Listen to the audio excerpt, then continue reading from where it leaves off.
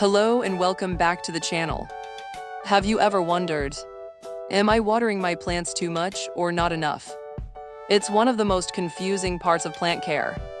Some people water every day, others forget for weeks.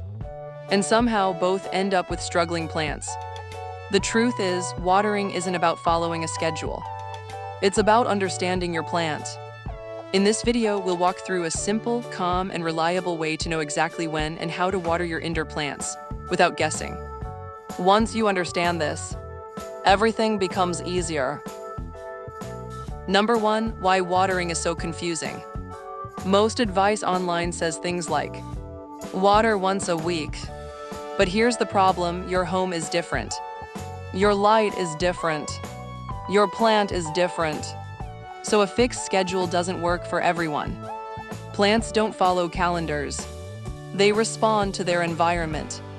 That's why instead of memorizing rules, we learn to read the plant and the soil. Number 2, the finger test. The easiest and most reliable method is simple. Just use your finger. Gently press it into the soil about an inch deep. If it feels dry, it's time to water. If it still feels moist, wait a little longer. That's it. No apps, no complicated tools.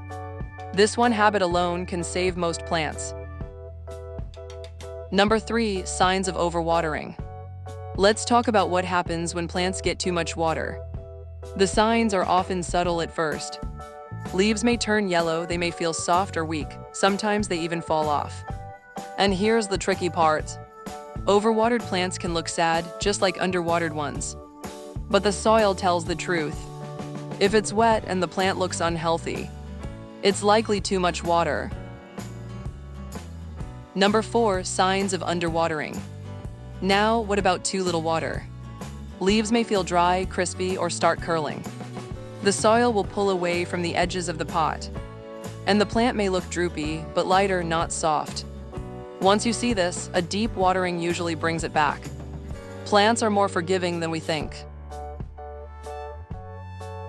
Number 5, how to water properly. When you water, do it slowly. Pour water evenly across the soil. Let it soak in, don't rush. And most importantly, water until it drains out from the bottom.